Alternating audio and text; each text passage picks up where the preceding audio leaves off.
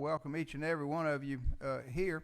We'll start our meeting tonight, as is our tradition and custom, with an invocation and a pledge of allegiance to the flag. Would you please stand as you are able for the pledge of allegiance and invocation, and let me call on Pastor Jeff Morris to come forward. And we've got two scouts that are going to lead us in the pledge. So please stand as you're able. Let's pray. Heavenly Father, we are so thankful for your many blessings. We are a blessed people. We're a blessed nation, and we're a blessed community. And we know that our blessings have come from you, and we say thank you today. I thank you, Lord God, for the people who comprise this community, the people that you've brought here, and pray your blessings, Lord God, on each and every one of us. And I thank you for these leaders, Lord, who have dedicated themselves to help bring out the greatest good in this community. Bless them for their service. They're public servants, and I bless them today. We pray today, Lord God, because we know that we need you. We acknowledge our need for you tonight. Have your way, Lord God. We ask for divine intervention in the affairs of our community. We pray, Lord God, because we believe that you hear us. We have faith today that we have audience with Almighty God. And we pray today because we want your help, Lord. We need your help and we want your help. We ask for it. We want your continued blessing. And so for this meeting tonight, Lord God, I pray for wisdom and for courage and for direction. Wisdom, Lord God, that comes especially from your word. Courage to do the right thing no matter what the cost. And for direction, Lord, I ask for the leading of your Holy Spirit.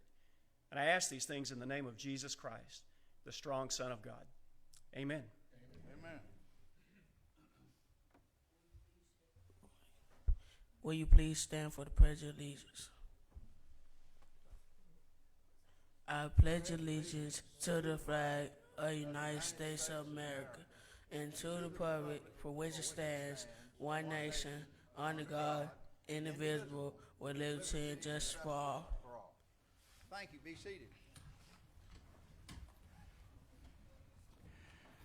Pastor Morris, thank you again very much for that invocation. We appreciate that. Pastor Jeff Morris has been serving as pastor of the Macon First Assembly of God since 2004. He has almost 35 years of ministry experience, last 28 years as pastor in full-time ministry. Prior to his full-time ministry, served in the United States Army as an infantry officer for 6 years. Been married for over 30 years, has 2 grown children, both of whom graduated high school here in Macon. Enjoys golf and running and has completed 10 marathons. I'm proud of you, sir, and thank you again very much for being here. Our Pledge of Allegiance was led by 2 Boy Scouts, Justin Smith. Justin, please stand for us. Justin's 14 years old in the 8th grade at Ballard Hudson Middle School. He's also the troop senior patrol leader.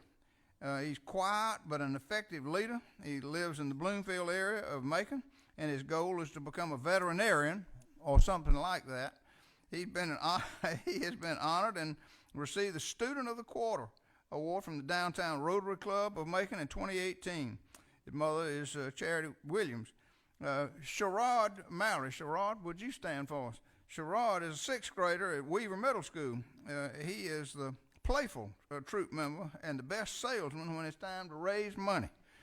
He lives in the Maple Court housing area of Bloomfield. He diligently works toward finding out what he wants to do in his life. And Kimberly Marshall is his mother.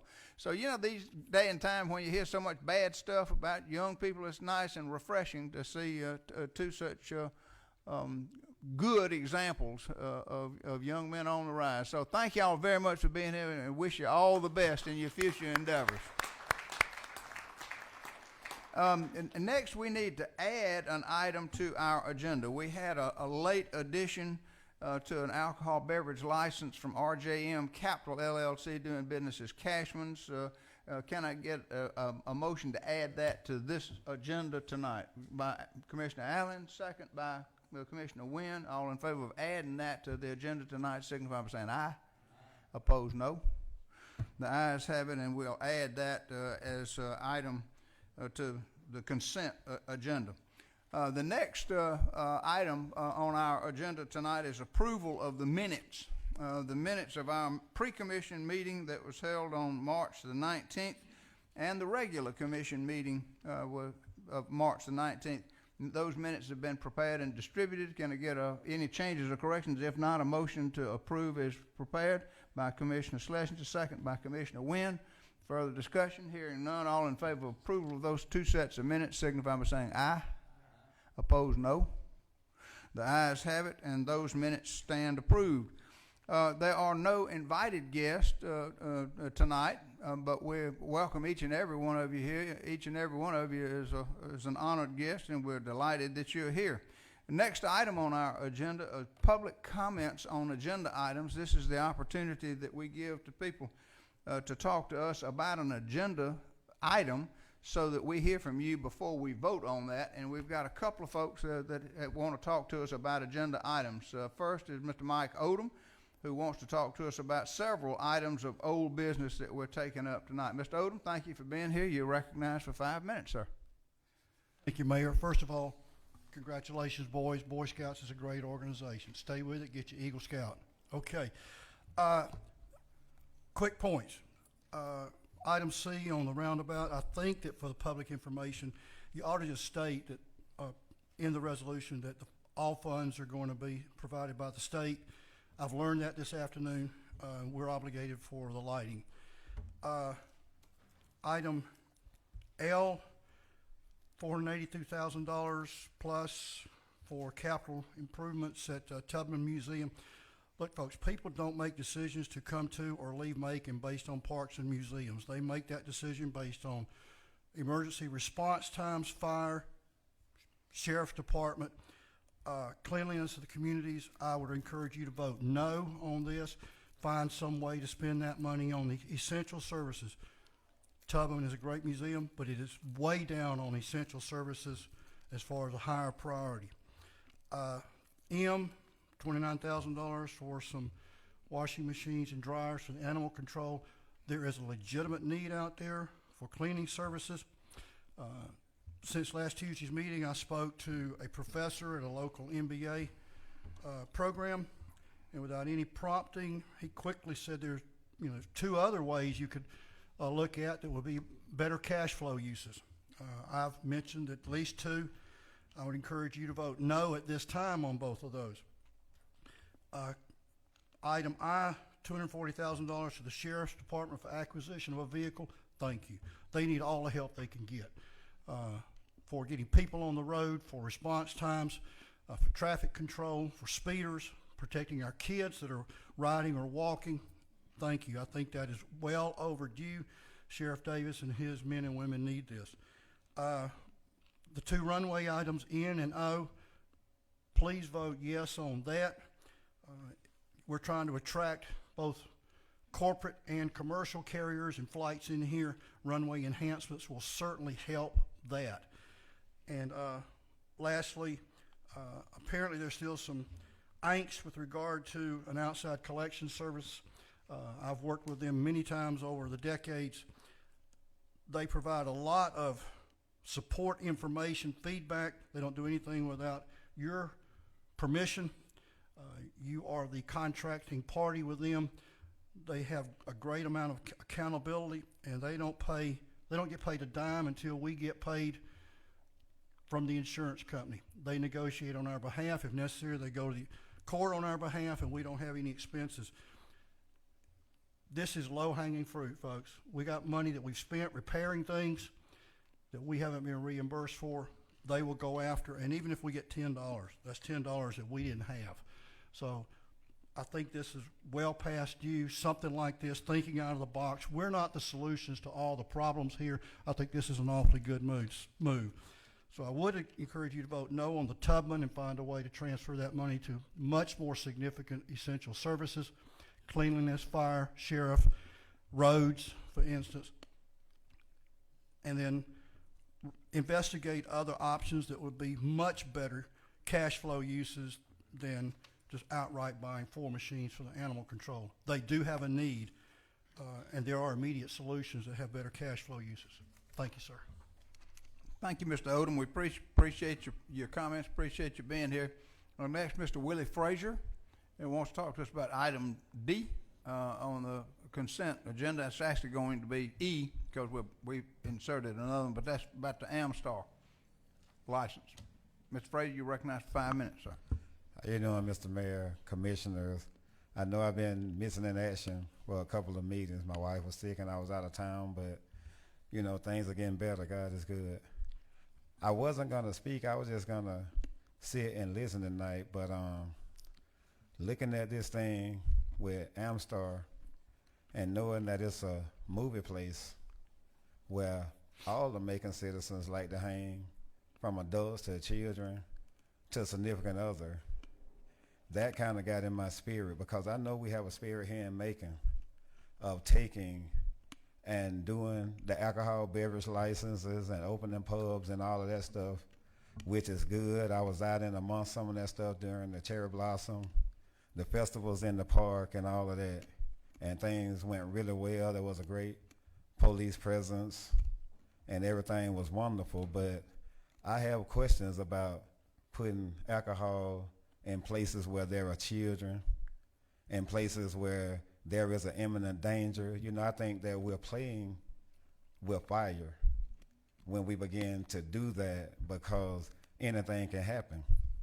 You can start buying alcohol at 21 years old, and between 21 and 25, that's dangerous, because alcohol can wind up in the hands of kids that's 14, 15, 16, because those ages kind of run around together and get into things together and different stuff. Would you like to have your kid sitting at Amstar watching a movie and another kid get drunk, drinking alcohol, and get wild and decide to go outside and come inside, because there's no way, we're not swiping everybody that come into Amstar. We don't have metal detectors, and do we have 200 or 300 polices that can come and get your kids out of there safe if something was to happen or something was to pop off in such a large venue? I understand the alcohol sales, but we got to be careful of all the things that we put our heart and soul into for money, because some people don't see nothing but the money and trying to get at the money because it's the popular thing in Macon. We made alcohol so popular in Macon, now everybody wants to do it because it's such a big venue for money that now it becomes a public safety issue. If you look around in different stuff, they're burying a lot of our kids each week here in our city. Sometimes we want to turn away and look away and say that there is not a problem. Yes, it is. And this can even be a greater problem. I would like to turn around and vote against this and be against this, and would like for you to vote against this, because we got to draw a line somewhere. Because every time something detrimental and dangerous happen like this, our city is looked at in a bad way. And we really need to start doing those things that make our city look good. All of these things we've had this week with Cherry Blossom and all that, the city looked beautiful, wonderful. And it was a whole lot of fun. Let's keep it that way. Let's not go overboard and shoot ourselves in the foot or hurt our city by agreeing to things, even though it looked good, and even though we can come up off of that, you know, the bad outweigh the good, until we change the mindset of our kids, until we change the mindsets of the people in this city. I'm on the way to seeing Macon come up, and I'm willing to do anything to make that happen. So one thing about that, let's continue to make Macon come up and make this a great city again where everybody want to come. Thank you for listening to me. Thank you very much, Mr. Frazier. We appreciate you being here and appreciate your comments. Next, Mr. Lynn Farmer wants to talk to us about item M, 9M, washing machines. Ms. Farmer, thank you for being here. You're recognized for 5 minutes. Thank you, Mr. Mayor, and thank you, Commissioners, for allowing me the opportunity to speak. I don't know that I've ever been here in my entire life, and you know, I've certainly keep up with you, watch you on TV, because I want to keep up with what's going on. And as a former school board member, I know your jobs are very difficult, and so I'm here to tell you thank you for what you're doing, first of all, and for the fact that you're serving. It's not easy. It's not always appreciated. Do I disagree with you? Absolutely. Sometimes I don't agree with myself all the time. So, but I think the important thing is that you really are working together and trying to do a lot of good things for this community. And we see evidence of that across our community. And so I appreciate all of that. As most of you know, I volunteer in a lot of areas, but one area that has been close to my heart is animal control and rescue work. I have been very involved at the shelter here for the 25 years I've lived in this community. I was at the old one with the gas chamber.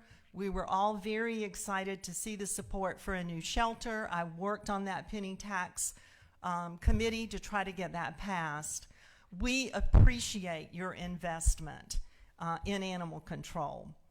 A lot of us were very frustrated when we got the building and realized that a lot of cuts were made, and we're dealing with cages that were not up to quality that dogs can tear up and chew. So, and we understand there are a lot of issues that need to be worked on.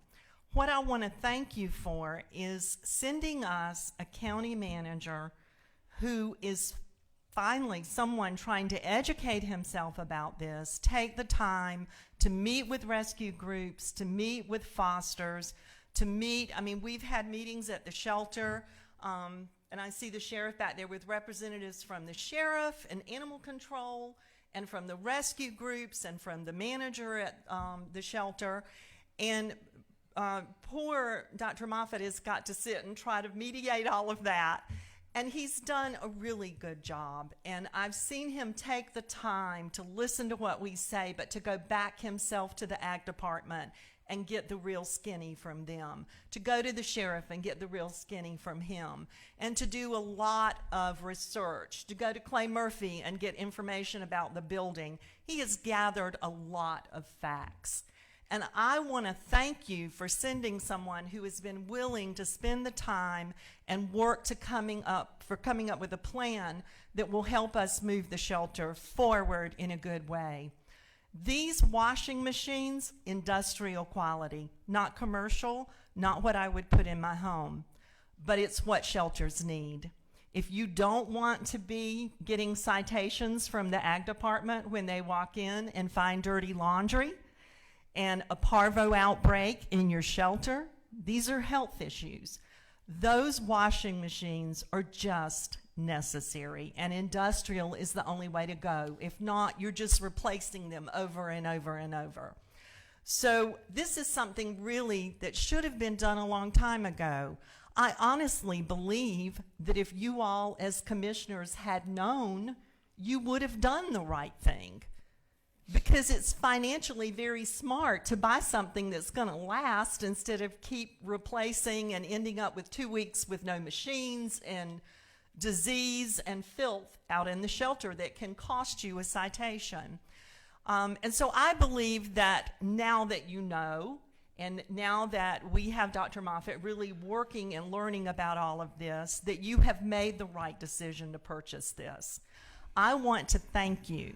I know that you don't have money to fix everything, but I do believe that as we move forward, you are going to be doing what you can to put this shelter in the right condition and to work like it should. And these machines, to me, are just the beginning of that. But I thank you so much for stepping up and doing the right thing. Thank you. Thank you, Ms. Farmer. We appreciate you being here and appreciate your comments. Finally, Shanita Davis is here and wants to talk to us about the emergency solution grant items that are on the agenda for tonight. Shanita, you're recognized for 5 minutes. Thank you. Good evening, Mayor and Commissioners. Today makes 54 days since the residents of the mid-rise and high-rise towers at Crystal Lake Apartments were given 60 minutes to gather their belongings, leave their homes on a Friday afternoon due to the building being unsafe. Among these individuals were long-term residents, as mentioned during the special called commission meeting, in which we are grateful for the meeting being called because we got an opportunity to learn about the services provided in this community, as well as some of the barriers individuals face when attempting to access these services. We are grateful for the allocation of the funds from the Emergency Solutions Grant, which will allow us to implement additional rapid rehousing and homeless prevention programs. We are grateful for the mention of not taking away the people's dignity in this process. Although the residents have been described as being prideful for not immediately thinking that the Salvation Army was the best solution for their families, especially after paying fair market rent at their current location. Although there is much gratitude for these grant funds being allocated, and I'm sure it'll pass tonight on the agenda without a problem. However, I want it to be known to this commission as well as you, Mr. Mayor, that this does not fix the issue. In spite of the incorrect opinion of some members of this commission as well as the administration, that this is a private, non-governmental matter, I would recommend revisiting the charter that states it is the responsibility to see that the ordinances, resolutions, and regulations of this restructured government and to see that the ordinance, resolutions, and regulations of the restructured government and laws of this state are faithfully executed and enforced. This did not happen in this situation. The code violations on this property have been unenforced at a minimum over a year. This property owner with his influence and money has been allowed to take from the working poor and disabled citizens of this community and not correct the violations cited against this property. However, through his attorney, he publicly made claims that most of the residents were behind on their rent and did not disclose that there were several different property managers over the last 2 years, nor the reasons for their removal.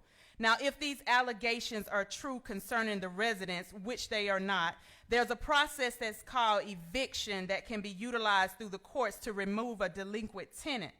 My question is this: what is the accountability process when there's a landlord that allows the elevator to go out in November and remain out with individuals who are bound in wheelchairs?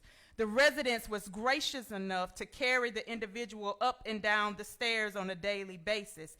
There are many more nightmare stories at this property and other properties in our community.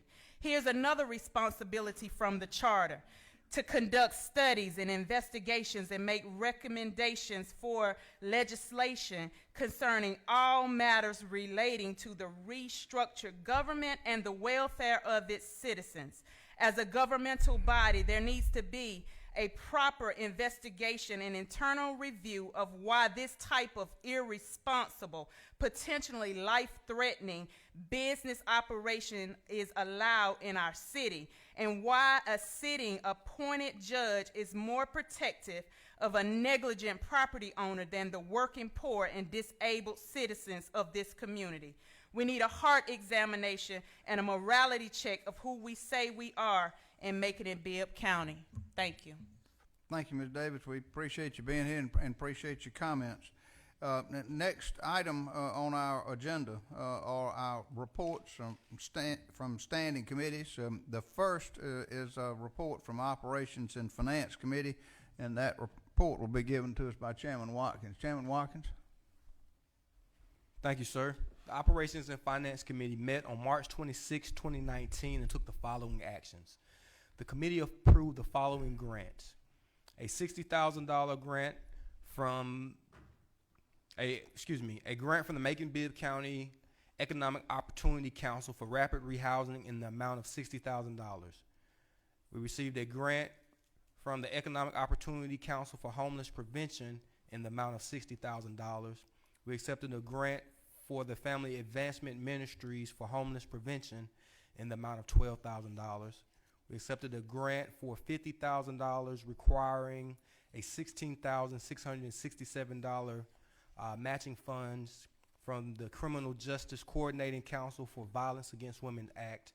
And lastly, we accepted a grant for 2018-2019 Local Maintenance and Improvement Grant Safety Action Plan for approximately $50,000 with a 30% match to identify a list of local road projects. The committee approved the following SPLOST projects. We appropriated $240,000 for sheriff's vehicles. We appropriated $267,486.86 for drainage improvements on Oxford Road, an agreement with Site Communications for construction of a new communications facility and the replacement of equipment on Town Creek radio towers in the amount of $665,750. And we approved the second agreement with the Urban Development Authority related to the Tubman Museum in the amount of $482,500. The committee approved entering into 2 contracts with the Georgia Department of Transportation for crack sealing and remarking on runway 5-23 and the taxiway at the Middle Georgia Regional Airport in the amount of $324,342 in federal funds and $7,632.17 in state funds and $9,438.73 in project overruns that will be paid from the airport budget, and second contract for the purpose of crack sealing and remarking on runway 10-28 at the Macon Downtown Airport in the amount of $282,614 in federal funds, $13,894 in state funds, and $17,508 in project overruns to be paid by the airport budget. The committee approved a contract with Peachtree Recovery Services for property damage recovery services.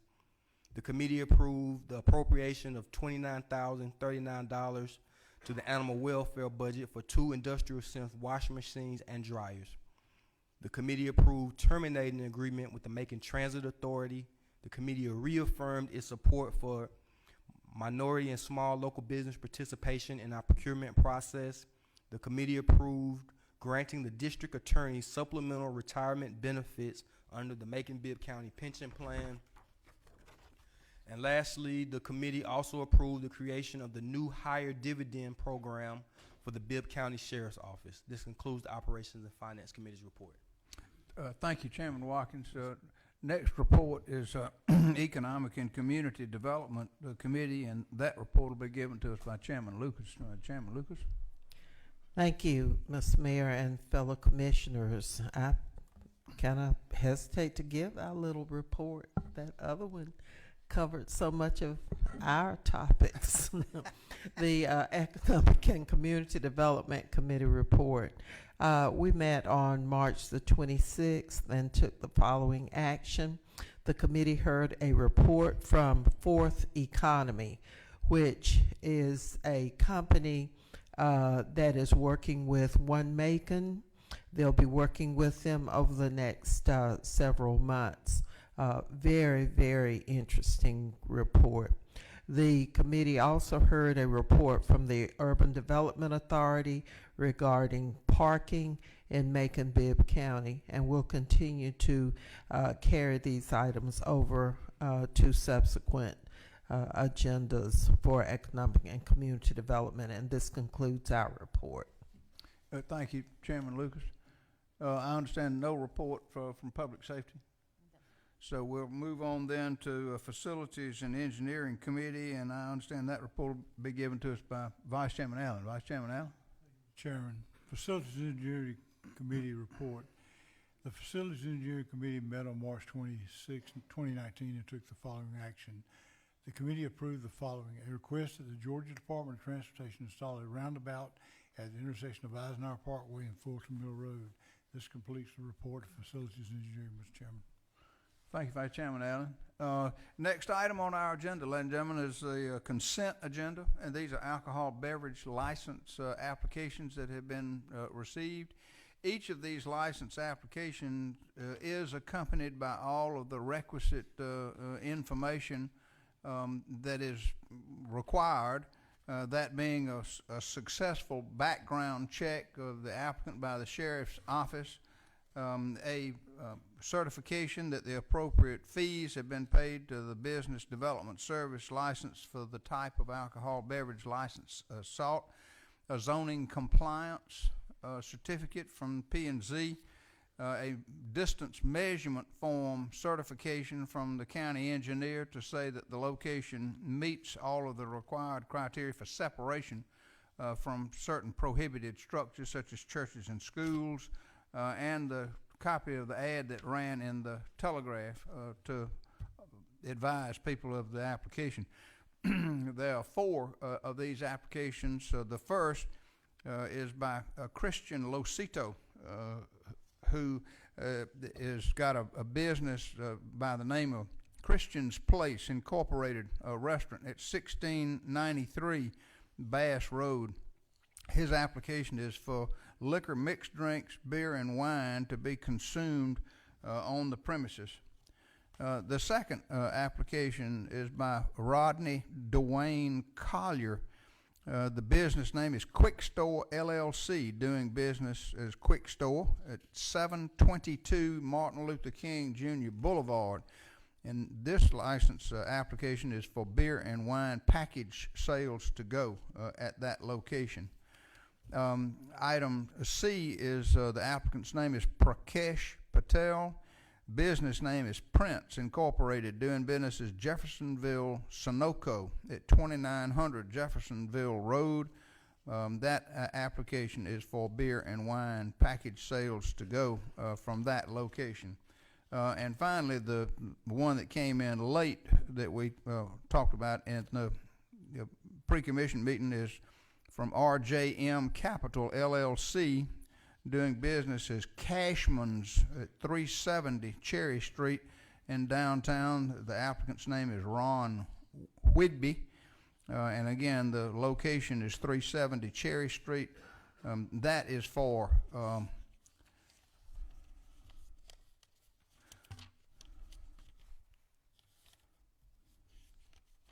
liquor, mixed drinks, as well as beer and wine to be consumed on the premise at that location. The Committee of Whole recommends that these alcohol licenses be issued as requested. Is there further discussion about these four? Hearing none, all in favor of the issuance of the license signify by saying aye. Opposed, no. The ayes have it, and those four licenses will be issued as requested.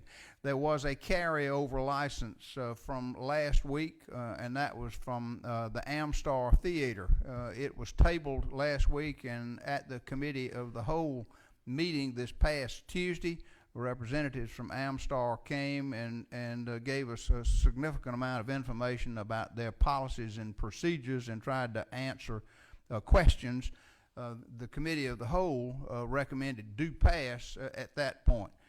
So it's back on the agenda tonight for final approval.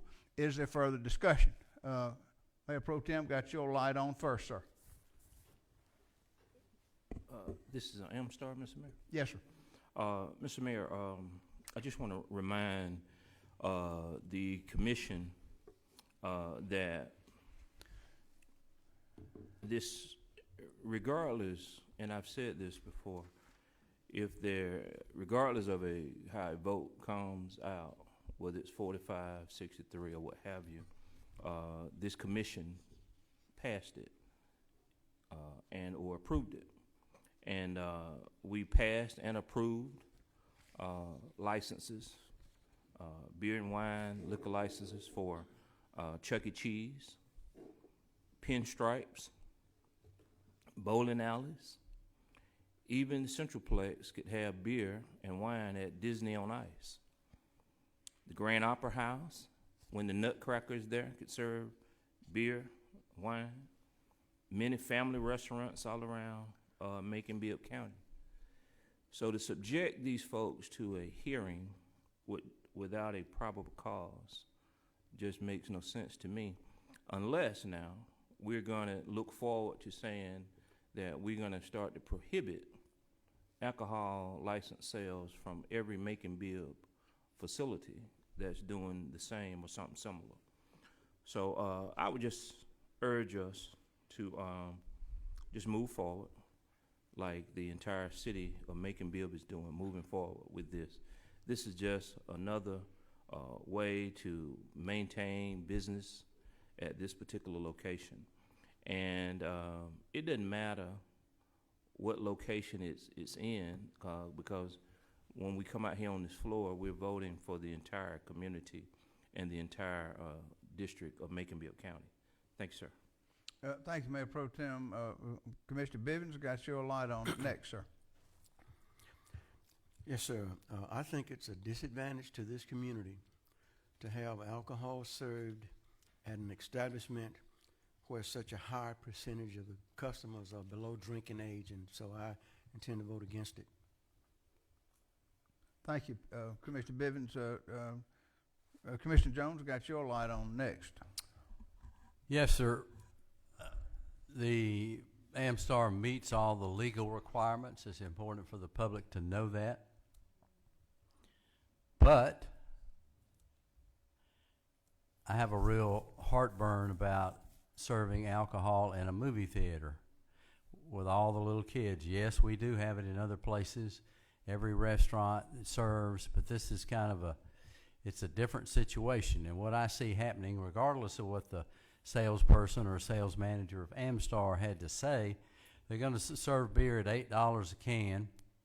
Maybe that's going to keep the sales down. I would hope so if approved. And I used to be in the wholesale beer business, believe it or not. But I don't think it's the proper place. What I see happening are young people, older people, maybe more so the young, going in there, and they've been out on the town drinking and going to restaurants and whatnot. So they go in for a late night movie, and they've already had 5 or 6 or whatever, and then they're only going to have 1 or 2. But then they're going to be loud and boisterous and interrupt the viewing pleasure of all the other customers in the theater. So even though they meet the legal requirements as a matter of principle, I'm going to vote no. Thank you, Commissioner Jones. Commissioner Wynn, I have your light on next. Thank you.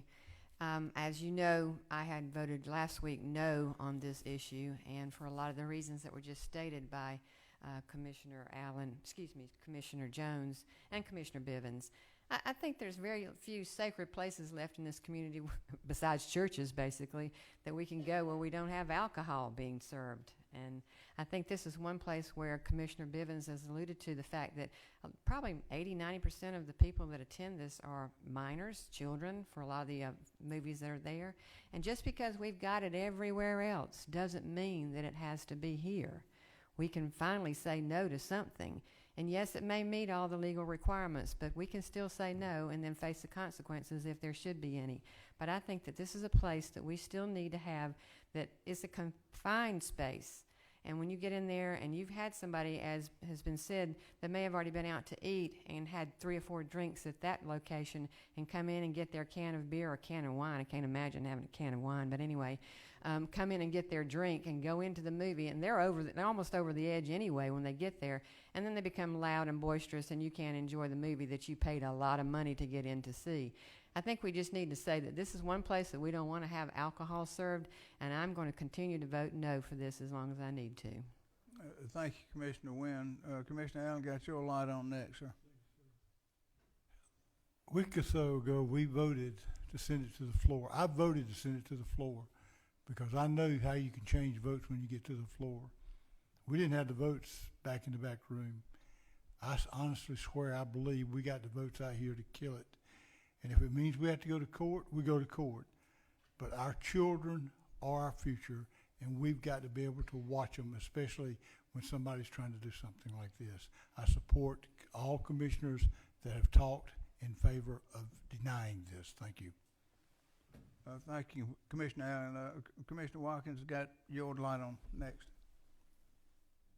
I'm gonna end up voting yes for this. I guess I haven't been out a little quite a few times and seen quite a few movie theaters who have incorporated this model. You know, the movie industry, going to the movies is changing. We as Americans do it less frequently. They're trying to find ways to increase their dollar per person that walks in the door. And one of the ways they're doing that is to become full service. You have, for lack of it, that's like a hybrid between an Applebee's and a movie theater where they're creating full service dining experiences. I'm not sure where our movie theater is going with this idea, but it's become very common and, again, non-intrusive on the experiences in many communities. So I'm voting yes.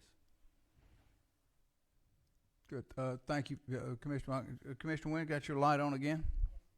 To follow up to Commissioner Watkins, I know that this is probably a sign of the times, but call me old-fashioned if you want to, but I just don't want this alcohol sale going on in our theater. I think that this is one of these places that we can say no, and that we should do that. It just, as I said, because Commissioner Watkins or Commissioner Tillman said that this is being done in other communities, doesn't mean that we have to follow suit and do the same thing. We can stand on our own.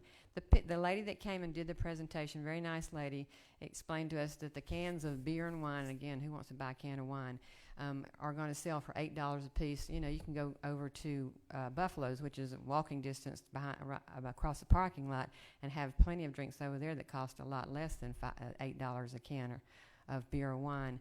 And they can come over and get their last can before they go in, I guess. But she even said herself, she said they have, I think, 19 theaters across the southeast, and she said maybe 14 of them serve alcohol. Some even have full bars.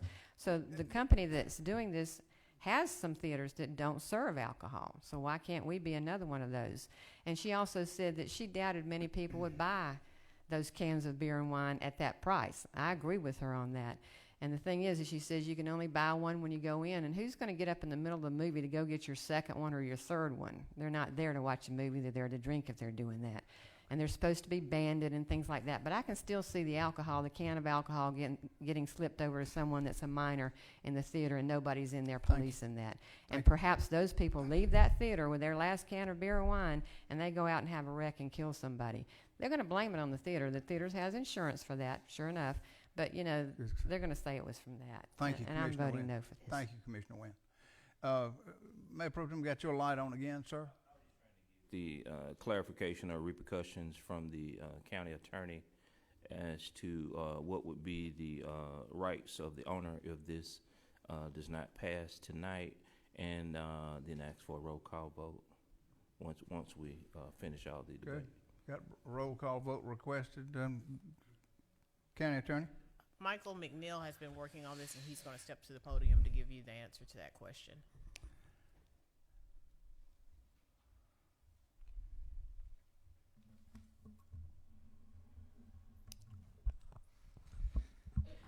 So this is the procedure for what happens if the commission votes to deny this license was part of the alcohol code revision that the body passed back in December. So if that's the result today, then this will be the first time that we've followed this procedure. But under section 4-409 of the revised code, if the commission indicates by a vote that any adverse action should be taken on an agenda item, then the commission shall indicate its reasons for taking the adverse action, and the agenda item shall automatically stand tabled and subject to reconsideration, and the matter shall be referred to the county attorney. And so basically the proceedings before the commission will stop. It'll go to the county attorney's office. We'll issue a notice of opportunity for a hearing, stating the reasons that y'all spell out tonight for denial. And then the applicant will have 10 days from receipt to ask for a hearing. And if they do that, then the mayor will appoint a special master to preside over the hearing, and we'll do a full evidentiary hearing on this matter for what are the grounds for that this body spells out for denying, and what are their facts or their evidence that they can show to rebut those stated grounds. And once that's done, the special master will issue a report. We'll come back to the commission, and you make your final decision at that time. Thank you, Mr. McNeil. Commissioner Schlesinger, got your light on. Do you wish to be heard? Okay. I'm just going to weigh in for pretty much the same reasons that Commissioner Tillman and Commissioner Watkins have already enunciated. I mean, we really have to be consistent in the way that we, grant these, alcohol licenses. And what we're doing is we're singling out Amstar like no other place that we've granted before. And it's just not fair. I mean, we're worried about children, but we all know that there are movies out at Amstar that children just can't go to. They're too young to go to these places. Personally, I would never pay $8 for a can of beer myself. But Amstar, seems to think that there is, some sort of a market there. I was in Atlanta. I went to an AMC theater, and there were families at the theater. They were serving dinner and beer and wine, with dinner. So this is not something that is eventually not going to happen here. I just think that this is going to come back to bite us because we are singling Amstar out, and I just don't really see any purpose into getting into a legal battle with them because eventually we will approve this license. Thank you, Commissioner Schlesinger. We've got some repeat lights on now. Commissioner Watkins, did you wish to be heard again, sir?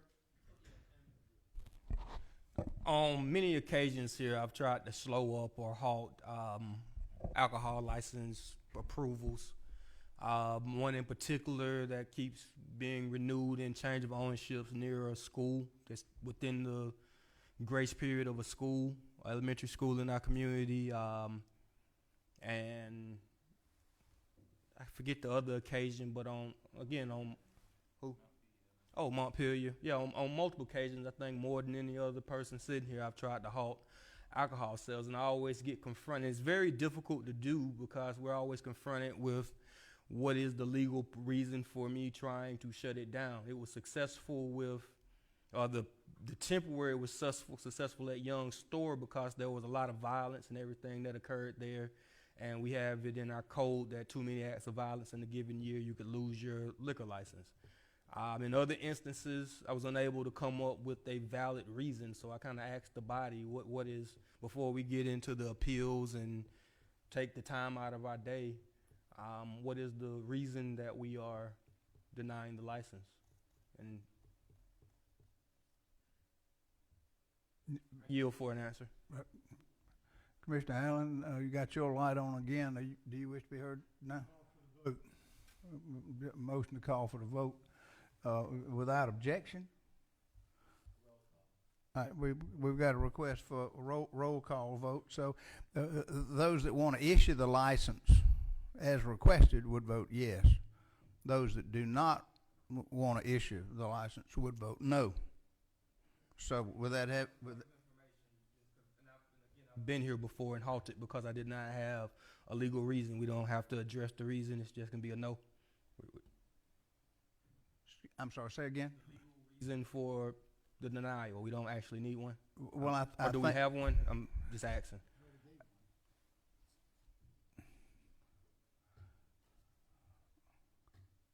Mr. McNeil? If the commission chooses to deny this license, then we would need some sort of reason provided to the county attorney's office so that we can put that in the notice of hearing. That'll be the issue that's the subject of the hearing. Okay. Thank you very much. Yes, sir. That satisfactory for Commissioner Watkins? I'm curious as to what the reason is. If we vote it down out there, you'll give reasons to the county attorney so that they can incorporate it in the notice. Yep. Okay. Okay. It would just be more, transparent to state it up front, and then I could vote based on the validity of that. But sure, that's how y'all. Okay. Commissioner Allen, you would want to call for the vote. You got your light on here again. Wait till after the roll call vote before to give the reason? You can give it to the attorney's office at any time. Okay. So roll call vote again. If you want to issue the license, say yes. If you oppose to issuing the license, then you would say no. Commissioner Wynn? No. Commissioner Schlesinger? Yes. Yes. Commissioner Lucas? No. Commissioner Jones? No. No. Commissioner Bivens? No. No. Commissioner Allen? No. Commissioner Watkins? Yes. Commissioner Tillman? Yes. So you've got 1, 2, 3 yes votes, and that's insufficient to be. It takes five votes to get a majority. So this stands tabled So the vote was 3 votes yes and 1, 2, 3, 4, 5 votes no. So we'll move on now. The effect of that failing to get 5 affirmative votes is that it stands tabled, and the process will continue from here. That takes us into old business now, and the first item of old business is a lease agreement with the Industrial Authority for property at Middle Georgia Regional Airport, and I'll ask the clerk to read that by caption.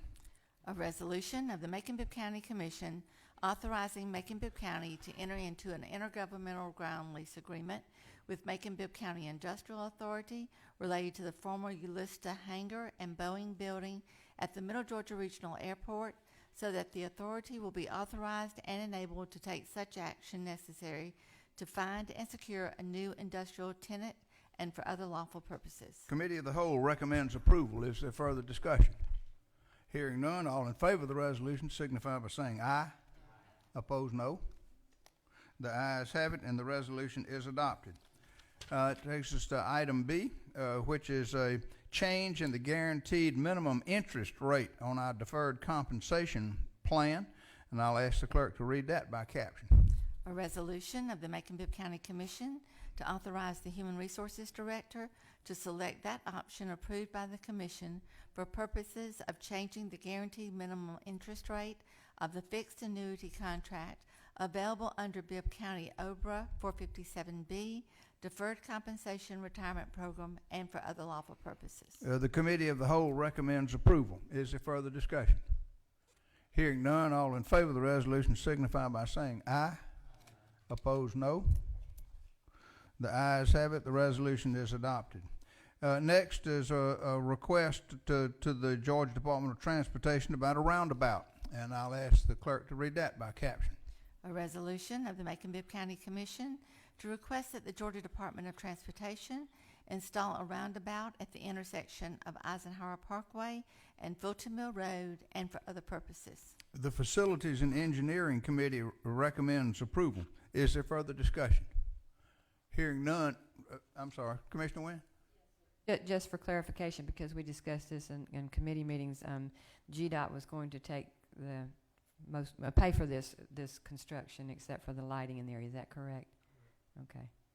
Just wanted people to know that. Okay. Is there further discussion? Hearing none, all in favor of the resolution signify by saying aye. Opposed, no.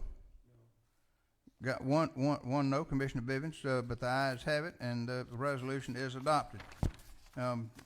Next is item D, which is an EOC grant for rapid rehousing, and I'll ask the clerk to read that by caption. A resolution of the Macon-Bibb County Commission to authorize the mayor to execute an agreement between the Macon-Bibb County Government Economic and Community Development Department and the Macon-Bibb County Economic Opportunity Council, providing for the emergency solution grant in amount not to exceed $60,000 to implement the rapid rehousing program and for other purposes. Operations and Finance Committee recommends approval. Is there further discussion? Hearing none, all in favor of the resolution signify by saying aye. Opposed, no. The ayes have it, and the resolution is adopted. Next is a companion resolution and another EOC grant for homelessness prevention, and I'll ask the clerk to read that by caption. A resolution of the Macon-Bibb County Commission to authorize the mayor to execute an agreement between the Macon-Bibb County Government Economic and Community Development Department and the Macon-Bibb County Economic Opportunity Council, providing for an emergency solution grant in an amount not to exceed $60,000 to implement the homelessness prevention program and for other purposes. The Operations and Finance Committee recommends approval. Is there further discussion? Hearing none, all in favor of the resolution signify by saying aye. Opposed, no. The ayes have it, and the resolution is adopted. Next, item F is a companion resolution. This one with the Family Advancement Ministries for homelessness prevention, and I'll ask the clerk to read that by caption. A resolution of the Macon-Bibb County Commission to authorize the mayor to execute an agreement between the Macon-Bibb County Government Economic and Community Development Department and Family Advancement Ministries, providing for an emergency solution grant in an amount not to exceed $12,276 to implement the Family Advancement Ministries Emergency Solution Grant, Homelessness Prevention Program, and for other purposes. The Operations and Finance Committee recommends approval. Is there further discussion? Hearing none, all in favor of the resolution signify by saying aye. Opposed, no. The ayes have it, and the resolution is adopted.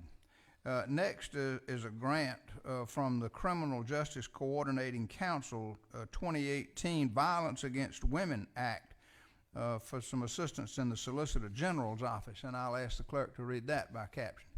A resolution of the Macon-Bibb County Commission authorizing the acceptance of a Criminal Justice Coordinating Council 2018 Violence Against Women Act allocation in the amount of $50,000, requiring matching funds in the amount of $16,667 to the Bibb County Solicitor General in substantially the same form as attached hereto as Exhibit A, and for other lawful purposes. The Operations and Finance Committee recommends approval. Is there further discussion? Hearing none, all in favor of the resolution signify by saying aye. Opposed, no. The ayes have it, and the resolution is adopted.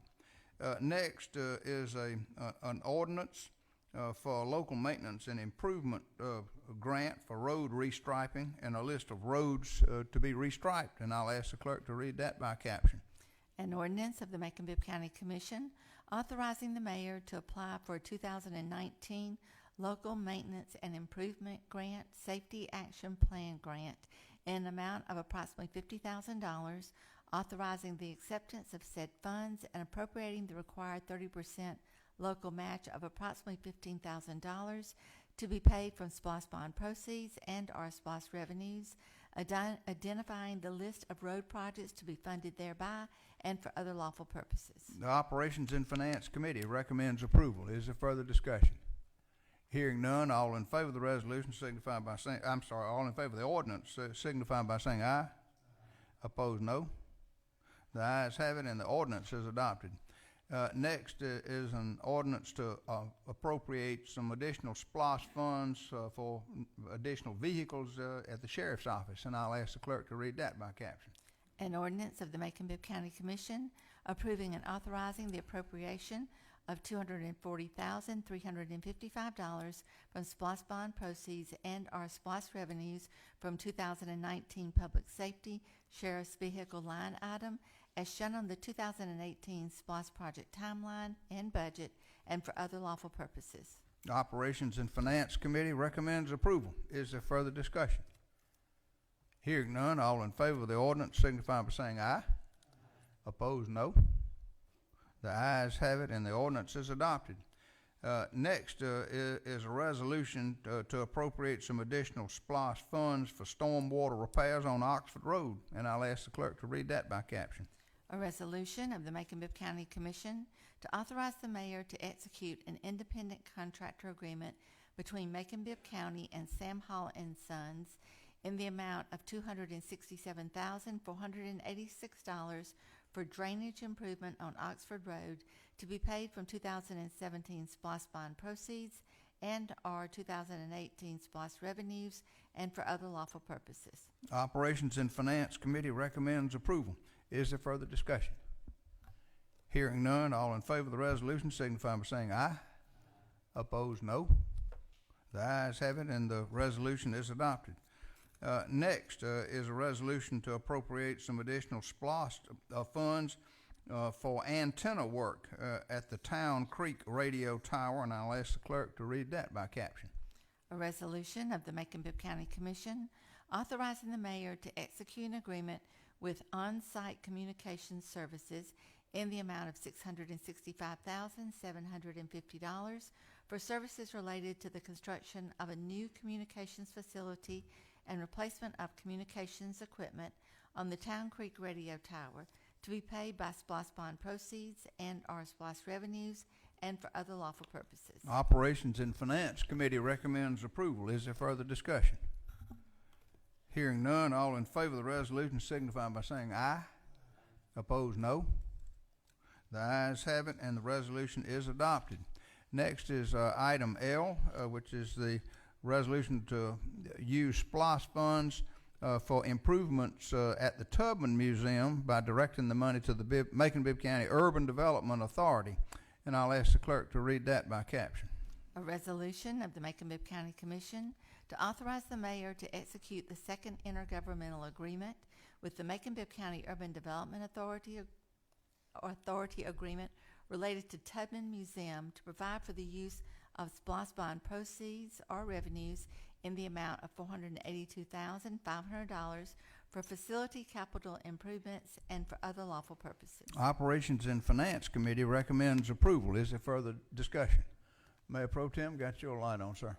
Yes, sir. Thank you, Mr. Mayor. Those that's watching at home and those in the audience, I want you to pay close attention to something.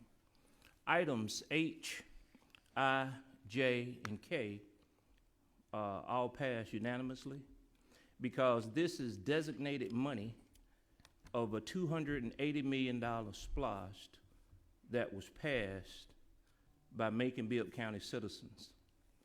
All splosh money is already designated for each and every project over the next 10 years. So when people come to me, and our finance person does a great job, they keep up with so many different accounts. Splosh dollars and funds are money that's already set aside for future projects. It's not coming out of the savings account, which is, in layman's terms, the savings account, which is general fund. Item M will come out of general fund, but not items H, I, J, K, and L.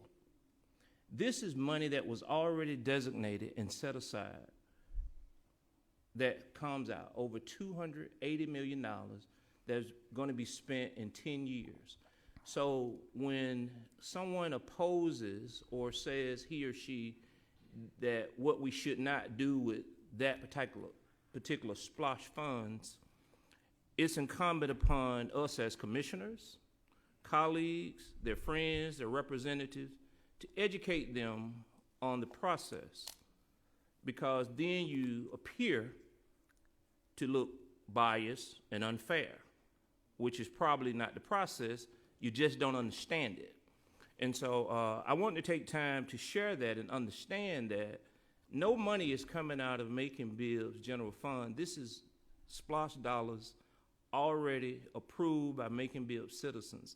And so I would hope in the next 10 years that we would pass something similar, and projects will be chosen that represent each district and this entire community. So I thought it was important just to share that, because this particular item is money that's going toward a project just like H, I, J, and K.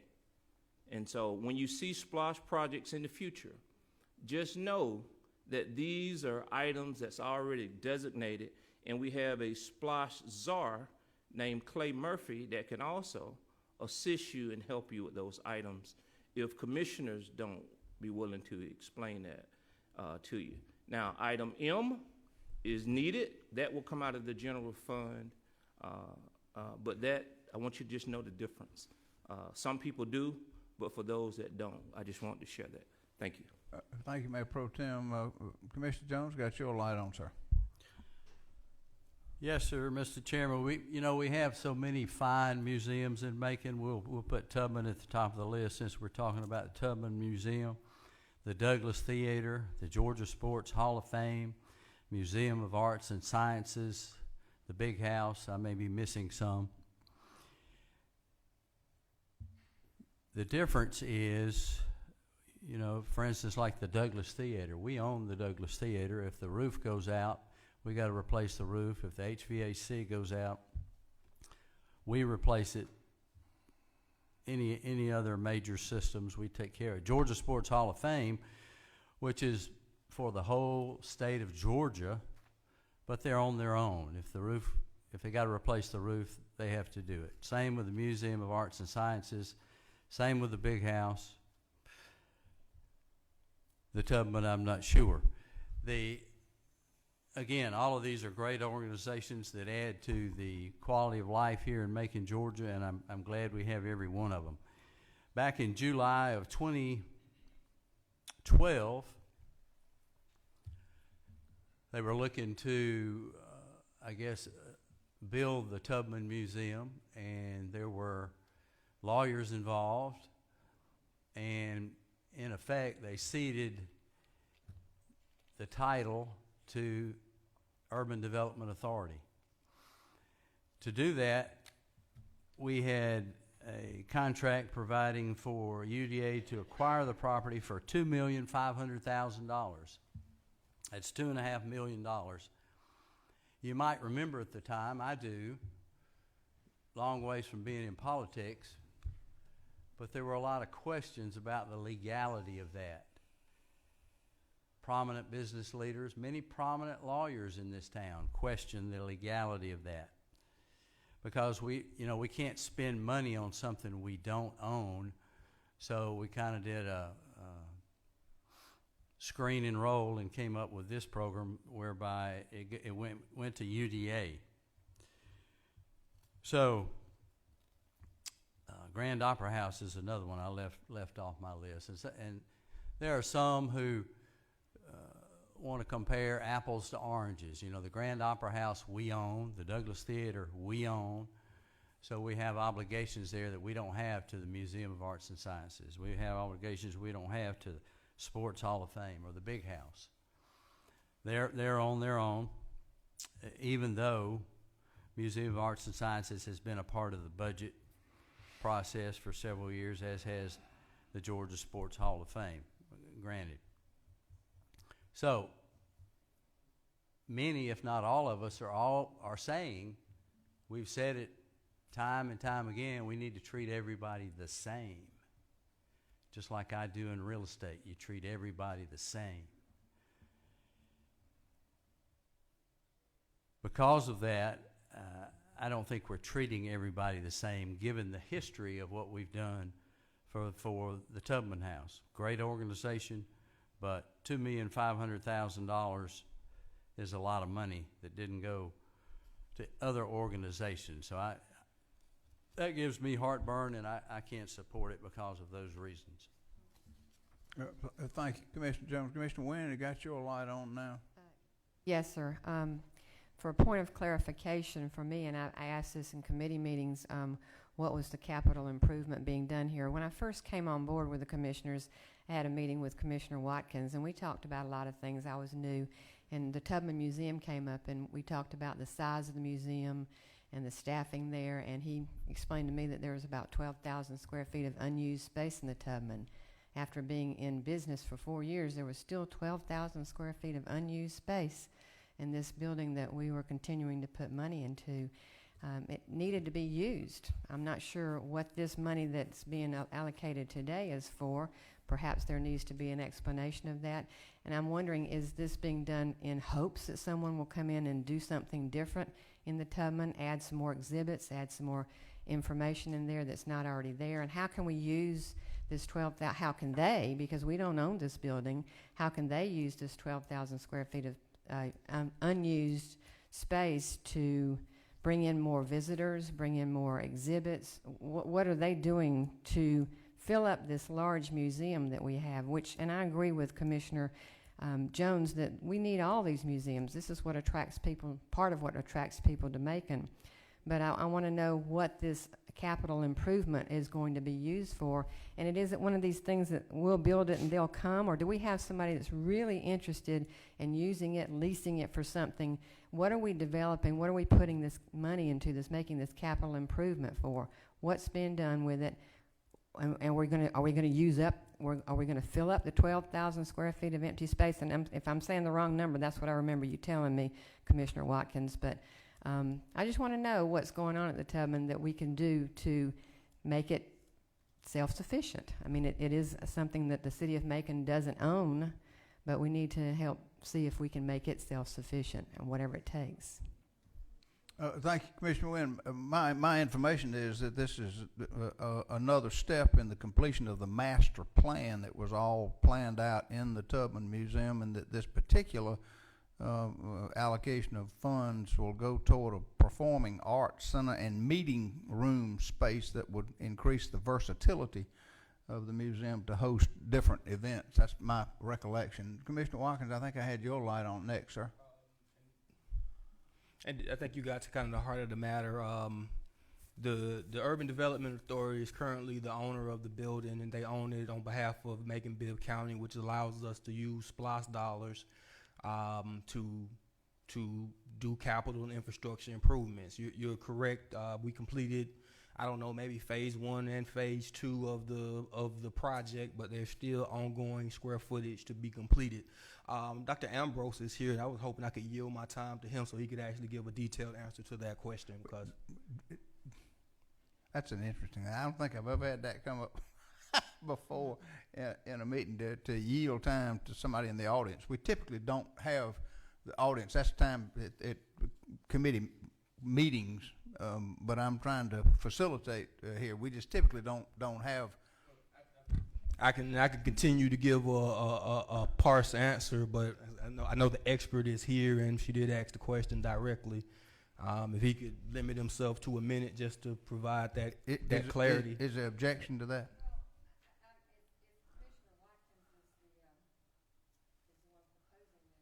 Perhaps he should know what he's proposing this money be spent for before you should know. I mean, I don't think we should have to ask for Mr. Ambrose. And I think it's not right to ask someone from the audience to come up. I don't think that's going to set a precedent for us. Oh, so certainly, and I'm not sure the exact number of square footage. I'm actually not the sponsor of this legislation, but no, I am very passionate about the Tubman Museum and ensuring that they are able to complete their project as we've prescribed. They have a master plan.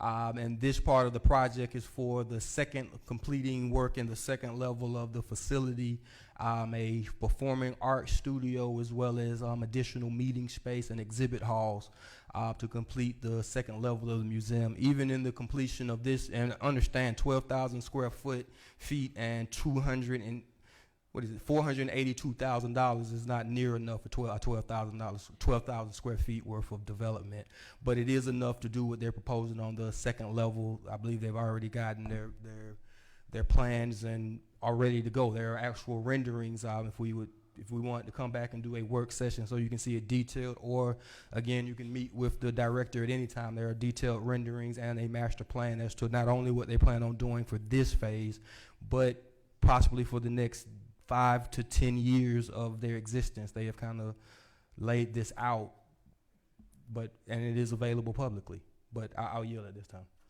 Okay. Commissioner Lucas, got your light on next. Thank you. The Tubman Museum is just one of a kind. There are just there's some words that I'm thinking of to describe that beautiful facility. It is so functional. It is beautiful and it's different, but it functions. There are so many people who supported the SPLOST because of the inclusion of the Tubman Museum. Many of those folks had their minds changed as to whether they would support it or not because of the inclusion of the Tubman Museum and the opportunity to have another very fine facility there in that museum district that we have, with the Terminal Station, the Sports Hall of Fame, the Douglas Theater, and then the Tubman Museum, which just stands there. It's majestic. It is beautiful. It just speaks well for this community. And I'm so proud that the citizens, along with that huge following, the huge numbers of people who support the Tubman, joined with all the other citizens in supporting and approving that SPLOST. I have personally been to a number of different events, and when I say versatile, I'm talking about there have been weddings there, which is revenue producing. They charge for that. There have been after hours events that I think the chamber has had there.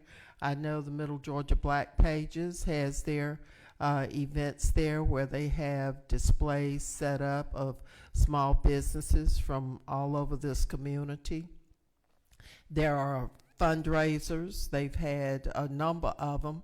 I made my famous potato salad and had it at the table during one of their fundraisers. This Tubman is spoken highly of all over the state. When people come, they leave there and they say, I'm coming back, I'm bringing other people. And the Tubman, of all places, has made a concerted effort to try and start building their financial support, their independence from those folks who have generously contributed, including government, over the years. But they are working as hard as they can, and I'm not on the board or anything. I just have followed the Tubman because I just admire the folks who work so hard to try and make it self-sustaining. They have fundraisers. They have the Pan-Africa Festival, which makes money and has grown to like 25,000 people, and they've had to change the venue from right there in front of the Tubman down to Central City Park, where I'm sure they pay fees and generate fees for this community. All that jazz. They brought in Patti LaBelle. They bring first-class entertainers into this community, which I mean, I was spellbound with Patty, and the senator was too with Patty, who wonderful events. So I don't know what we're looking for in an entity. I just really don't know what we want them to do. You can't operate a first-class operation like that off of volunteers. You got to have other ways of generating funds. It's my understanding that included in the plans for the SPLOST allocation, this particular amount is included in the SPLOST. And it is intended to finish up a space. I've seen the space, and it offers an opportunity for the Tubman to get rentals, to book rentals that are different from those that are housed or placed in the rotunda and other areas of the museum. Here again, fundraising potential. And so I think that's smart on their part, and I think it's smart on our part to go ahead and appropriate the money that's already been approved. It's already been approved. Sure, we spent $1 million for custom carpet at the Grand Opera House, and we spent over $1 million for custom chairs so that people, that could fit, and then we spent another 40 or was it 70,000, Joe, to retrofit them, to make sure that people could fit in the chairs that we had spent over $1 million on for custom chairs for. I don't know what else we're going to ask of the Tubman. What are we asking of these other entities? And I don't see, they're all providing services and cultural opportunities for this community. And when people see that we're debating whether we're going to go ahead and approve money that the citizens have already approved in a SPLOST for something like this that offers an opportunity for an entity to do what we asked them to do, which was to work and earn money to become self-sufficient, folks look at us kind of funny. I look at people kind of funny when they have those opinions, and they want everybody to sell cupcakes, you know, to support certain things. I'm finishing up because I see you turning red. But I just think that we ought to, you know, show our gratitude to these organizations that are doing what we've asked them to do, and that is go to work, come up with a plan, spend money wisely that we've put in the SPLOST for the use and for the betterment of this community. Bottom line is that all of this makes Macon-Bibb a better place. That's what this SPLOST money does. Even though I just cringe at having to approve money, millions of dollars for some things, I still go ahead and support those things. And I think tonight that we ought to end this discussion and go ahead and approve this money that we've already allocated for the Tubman Museum. And I think we would do a disservice if we continue to talk about why we can't do this and why we shouldn't do it. We need to be talking about, didn't we do a good job voting to support their efforts to become self-sufficient? So I salute the folks there at the Tubman and all those who support them, and thank you all for your support of the SPLOST, because it probably wouldn't have passed if y'all hadn't gotten on board and supported it. And Mr. Mayor, those are all the comments that I want to make. Thank you, Commissioner Lucas. Commissioner Wynn, I have your light on again. Did you have something else? Yes, sir, and I'll be much more succinct in my response here. I would have asked the same question if this was the Grand Opera House and money was being spent on them, because I want to know where all this money is going.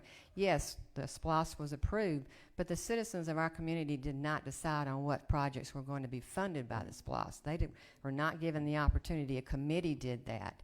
And so the citizens here may not have voted for that. I mean, may not have decided, but I would ask the same questions of any other of these places that we talked about, the Museum of Arts and Sciences, the Grand Opera House. By the way, I can go tit-for-tat on that. That's a fine, fine, historic, beautiful facility that we must keep going. I'm not saying anything about the Tubman not being in the same league. It is.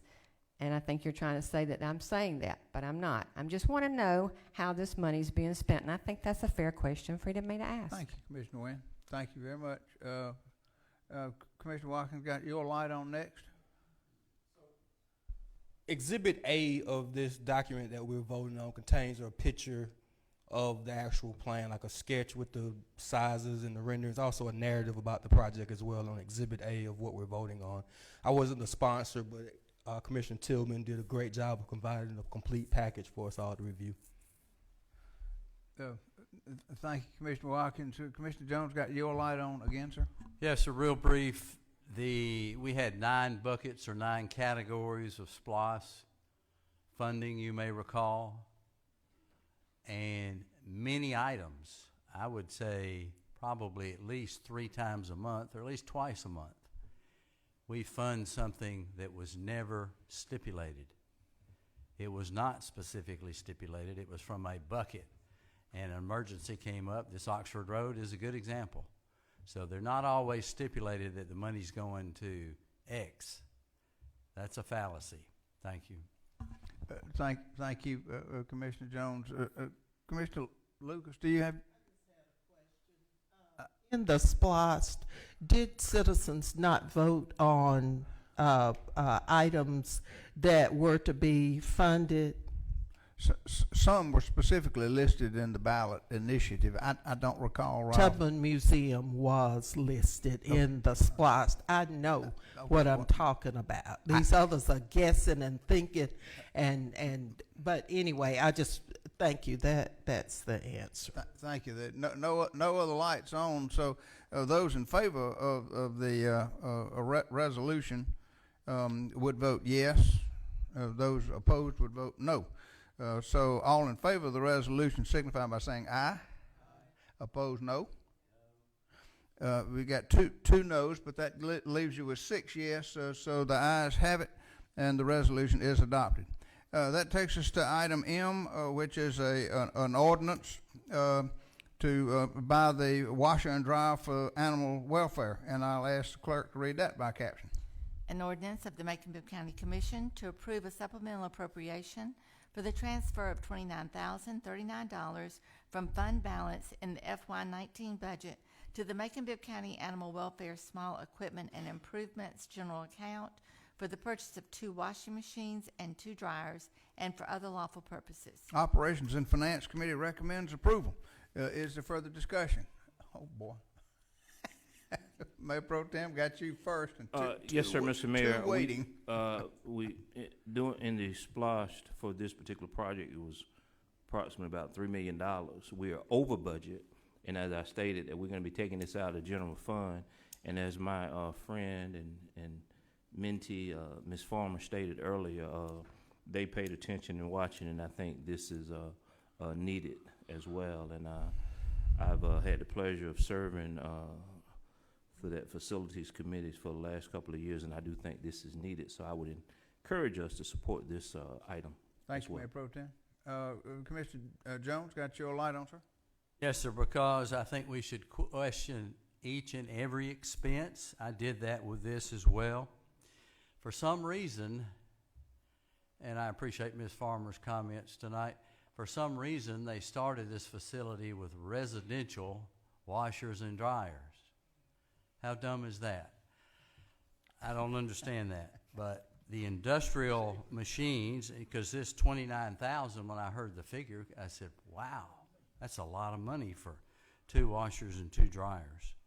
Well, the washers are at $10,925 a piece, and that's with a discount of $3,247. The dryers are $6,588 a piece, and that's with a discount of $1,647. This machinery has 3-year warranties. They are industrial. They have to wash bedding and towels and rags. They do an unbelievable amount of rags cleaning up. And if you've ever been out there, just ask them to show you. So, Ms. Farmer mentioned, we don't want the chance of parvo spreading. It's in the public safety and the public's best interest to run a clean facility. So I'll be supporting it, even though the price tag almost blew me away, but now I understand. Thank you, Commissioner Jones. Commissioner Wynn, I got your light on next. Yes, sir, and I thank Lynn Farmer for being here today to explain some things too, but I had already talked to her about it before this. This is something we need to support, and yes, it's coming out of the general fund. That's why we have to watch where we spend our money, because sometimes emergencies come up that we have to take care of. And these are industrial size washers and dryers. In case the community wants to know, they're not the kind you put in your house. Okay, they should have been done to start with when this facility was built, but I certainly approve this going forward. Thank you, Commissioner Wynn. No other lights on. All in favor of the ordinance would indicate by saying vote yes, and those opposed to it would vote no. So all in favor of the ordinance signify by saying aye. Opposed, no. The ayes have it, and the ordinance is adopted. Next is a resolution for repair of the runway at Middle Georgia Regional Airport, and I'll ask the clerk to read that by caption. A resolution of the Macon-Bibb County Commission authorizing the mayor to enter a contract with the Georgia Department of Transportation for the purpose of performing crack sealing and remarking on runway 523 and the taxiway at the Middle Georgia Regional Airport. to be funded in the amount of $324,342 in federal funds, $7,632.17 in state funds, and $9,438.73 plus any project overruns to be paid as a local match from the airport budget, interfund local match line item, and for other lawful purposes. The Operations and Finance Committee recommends approval. Is there further discussion? Hearing none, all in favor of the resolution signify by saying aye. Opposed, no. The ayes have it, and the resolution is adopted. Next is a companion resolution for runway and taxiway improvements at Macon Downtown Airport. And I'll ask the clerk to read that by caption. A resolution of the Macon-Bibb County Commission authorizing the mayor to enter a contract with the Georgia Department of Transportation for the purpose of performing crack sealing and remarking on runway 1028 and the taxiway at the Macon Downtown Airport, to be funded in the amount of $282,614 in federal funds, $13,894 in state funds, and $17,508 plus any project overruns to be paid at a local match from the airport budget, interfund local match line item, and for other lawful purposes. The Operations and Finance Committee recommends approval. Is there further discussion? Hearing none, all in favor of the resolution signify by saying aye. Opposed, no. The ayes have it, and the resolution is adopted. Next is a resolution for property damage recovery through GMA service offered by Peachtree Recovery Services, Inc., and I'll ask the clerk to read that by caption. A resolution of the Macon-Bibb County Commission to authorize the mayor to enter an agreement with Peachtree Recovery Services, Inc. for property damage recovery services and for other purposes. The Operations and Finance Committee recommends approval. Is there further discussion? Commissioner Lucas, got your light on. Thank you, Mr. Mayor, members of the commission. I do plan to support this because I had one of my major questions answered when we were in discussion, and that pertained to the fact that insurance companies, these would they would be recovering only on the insured items, and then the insurance companies, of course, would be sort of a mediator there and would not pay more than should be paid on these claims. The one thing that I do mention here is that there will be periodic reports, because anytime we turn over governmental functions that impact our citizens, then you need to exercise oversight. That's just me talking. I'm thinking if we turn over the ability to a company to send documents to our citizens and also to negotiate on our behalf, we ought to have regular reports to find out what do they send as a fee for a stop sign? Is that a reasonable amount? Because ultimately this could impact folks' insurance. So that's my concern with this, but I am glad that we will be getting, monthly reports on this so that we can monitor it and make sure that this power that we've turned over to someone else to impact our citizens, that there's no abuse there. So I do plan to vote for it, though. Thank you, Commissioner Lucas. No further lights on. All in favor of the resolution signify by saying aye. Opposed, no. The ayes have it. The resolution is adopted. That takes you to item Q, which is a notice of termination of a bilateral or bi-party agreement with the Transit Authority. I'll ask the clerk to read that by caption.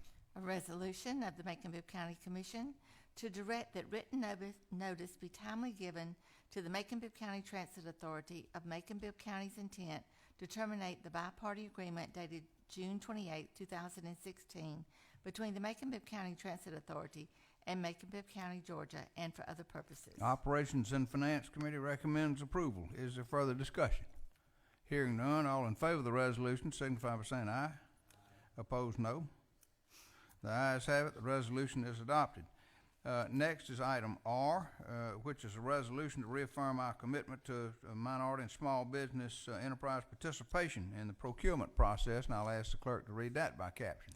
A resolution of the Macon-Bibb County Commission reaffirms its commitment and support regarding minority and small local business enterprise participation in the procurement process and for other lawful purposes. Operations and Finance Committee recommends approval. Is there further discussion? Hearing none, all in favor of the resolution signify by saying aye. Opposed, no. The ayes have it, and the resolution is adopted. Next is item S, which is an ordinance to include the district attorney in the retirement plan for the amount of money paid as his local supplement. I'll ask the clerk to read that by caption.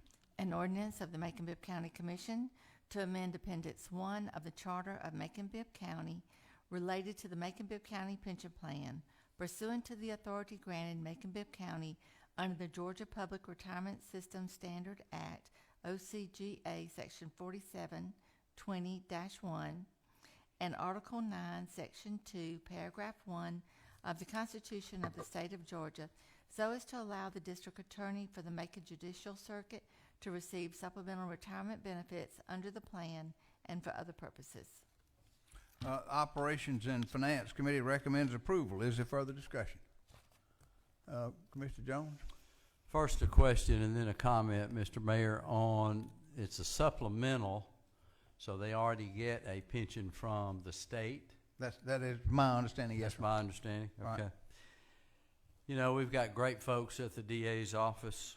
They work hard, they're excellent at what they do, and they're paid very well. My concern is we got one open pension plan. That's the Macon-Bibb County plan. It's now funded at 59.2%. These figures come from our finance director, if you want to verify. 59.2%. So we're kind of in the danger zone there. In the last year, it's dropped from 68% down to 59%. Some of that may be due to COLA, but it's not all that. The Macon-Bibb County's contribution to that plan last year was $7.2 million. It's a lot of money, folks. But the fund itself is only funded 59%. We're in the danger zone, in my opinion, and I don't think we can afford to add folks to it for the benefit and protection of the people who are already in it. I yield. Thank you, Commissioner Jones. Commissioner Lucas, I got your light on next. Thank you. I have no problem with doing this, although I know we all probably would rather not have to do it, but I have no problem with doing it. But I do want to bring to our attention a question that I asked in a committee meeting when we were discussing this, and I think the total amount is like $34,000 additional. And my question was, what does our lowest paid employee make? And the answer was $23,000.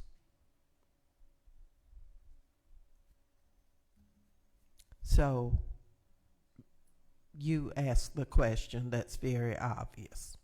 I know that we need to recommit ourselves to doing something for our lowest paid employees. I know that we're still in a fragile situation financially, but during this since consolidation, I do not believe that there's been any work done on increasing the hourly rate of our lowest paid employees, and I think the financial outlook looks a little better. At least we have worked very hard, thanks to our chair, Commissioner Watkins.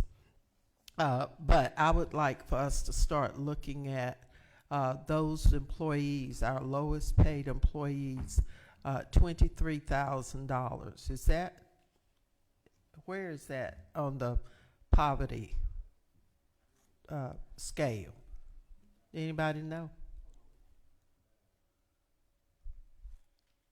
Well, we know where it is. And so I just want us to start looking at things like that with government. When we approve 34,000, and that's additional retirement, which is fine. But someone who's making 23,000 a year. Thank you. Thank you, Commissioner Lucas. Commissioner Wynn, got your light on next. I agree with some of the comments that have just been said. The only other concern I have is what are we going to have additional people coming forth for the same benefit that we're approving today? I'm in favor of doing this, but are we going to have some more people coming forth that will ask for more money on their retirement? Thank you, Commissioner Wynn. Commissioner Allen, got your light on next, sir. Thank you, sir. Commissioners and Mr. Mayor, we only have, out of all this consolidated government, and we've brought people up, we've done certain things, we've tried to bring people in line, but there were two people that were not in line. One of them has requested this $34,000 supplement that, to me, is warranted, because to leave that person out and his district attorneys make more money than he does, bring home after retirement, that's not right, no matter who holds the job as district attorney, to have your subordinates bring home more money than you. There is another person out there that has not brought this to our attention, might not ever bring it to our attention, but if they do, there's only one more that would be less money than this. We have to treat everybody right. Now, ever since consolidation that I understand, it's our fault that we've not brought our employees up from where they need to be in pay. I know I came from a government where we tried to keep them, find a way to do it. But somehow or another, we've not been able to do it.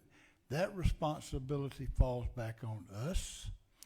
We need in the future to look toward that.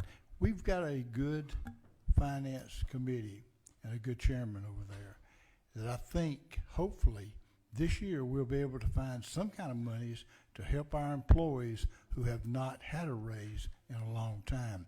But I hope this board takes it under advisement that this is something that can help bridge that gap of these the two employees, but we're only talking about one of them at this time, and I yield. Thank you, Commissioner. No other lights on. Those in favor of the resolution, the ordinance, vote yes, and those opposed would vote no. All in favor of the ordinance signify by saying aye. Opposed, no. Got one no, so 7-1. The ayes have it, and the ordinance is adopted. Finally, item T is a new hire dividend program for the County Sheriff's Office. I'll ask the clerk to read that by caption. A resolution of the Macon-Bibb County Commission to create the new hire dividend program for the Bibb County Sheriff's Office for the purpose of attracting and retaining new deputies and for other lawful purposes. Operations and Finance Committee recommends approval. Is there further discussion? Commissioner Jones? Yes, sir.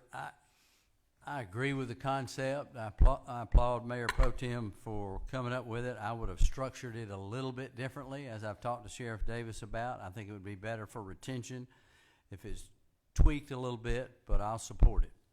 Thank you. Thank you, Commissioner Jones. No other lights on. All in favor of the resolution signify by saying aye. Opposed, no. The ayes have it, and the resolution is adopted. There is no new business to be read at this point in time, but please check your agenda. That'll come out on Friday. The clerk's office publishes that on Friday, and there may be additional items that come down from the attorney's office between now and Friday that will come up on the committee agenda next Tuesday, the 9th, in the committee meeting room starting at 9 o'clock in the morning. Now that brings us now to public comments on non-agenda items. All right. Terry McGee is here waiting patiently and wants to talk to us about budget and spending. Mr. McGee, thank you for your patience, and I'm glad you're here. You're recognized for 5 minutes. To all of you up there, about 5 years ago, we gave you keys to a Cadillac, and you turned it into a Yugo. Why do I say that? You have burned through $20 million of reserves and 2 substantial property taxes increase, and we still don't have the budget balanced to, at this time because you're asking for an OLOSH. And so I can't understand why we're doing that. To balance this current budget, we had put in furlough days for employees, and then we've taken those back. And then when the audit came out for the prior year, I think we had like a $2.8 million deficit. So I'm hoping that this deficit was placed into the current budget so that we don't have another deficit at the end of this year. And the only thing I see we do that, we're looking at another property tax increase of some type. But I noticed that we took the stormwater drainage, we're attempting to move that expense over to a water authority. And so we still get it another way, it'll be another increase, but won't be property tax increase. I would like to say, we elected y'all, we started out with elected officials, and now y'all have turned into professional politicians, what I call with the CDC syndrome. That's consultants, developers, contractors. And I based it on the fact that if you look at all the money we've given y'all in Splosh, we're talking about north of $500 million. And when you have that kind of money, you attract a lot of people to give you a lot of ideas on how to spend it.